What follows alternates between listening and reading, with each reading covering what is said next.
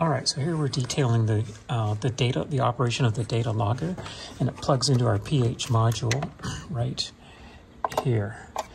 However, before we start to take readings, we have to set it up on the computer, and so I'll show you that overview of how the data logger works. So the first thing we'll do is open up the program, which is a free download, and it's asking, and now I'm going to insert the pen drive into the USB port, like so. And I'm going to tell it to start taking readings. So that I click that button, and there's some questions here.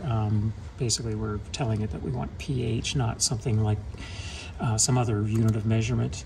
And I've set some, there's the pH, and here I've set some, basically the input of 4 milliamps is 0 and 20 milliamps is 14. That's it's because it's a 4 to 20 milliamp output from the pH control module.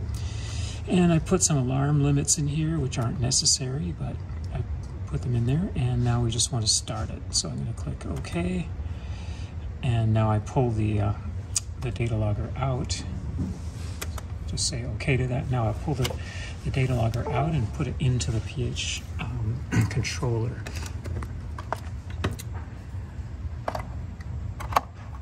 So now it's taking readings, and I've set it to take a reading every, I believe it was every 2 seconds.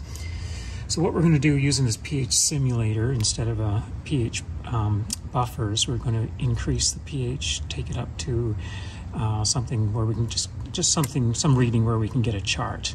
And you can see here we've gone past the alarm point that's set in the pH controller. We're going to keep going all the way up just so we have a nice looking chart. Maybe make it 11.57, that should be high enough. And now we'll take it back down to 7, and that should just give us a few readings to demonstrate what the logger will do for us. All right, back into range. So now we'll download those readings. So we'll just pull now back into the computer. We have to tell it to stop recording. So there we've stopped recording.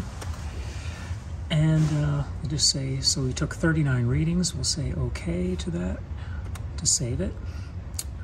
And we'll just use the same name for this data set as we had before. We'll just overwrite it.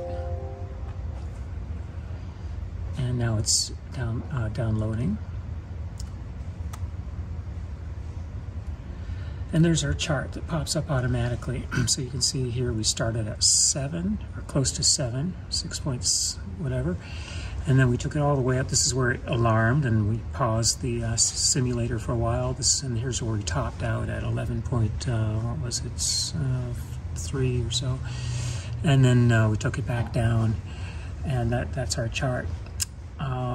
We can export this right here to an Excel spreadsheet or something like that. And these readings here, I'll just talk about these plateaus here. At the beginning and end, there's a plateau where it says -4, which obviously is a nonsense number. That's where the data logger was unplugged and there was a 0 millivolt input. So it's, the proper range is 4 to 20 that we set on the parameters beforehand. So when it's 0, it just extrapolates and presumes that it's -4. So that's something you would correct in an Excel spreadsheet. But if there's a compliance officer looking over your shoulder and they just want a proof that you that you stayed within range, this is all you need. So that's a brief overview of the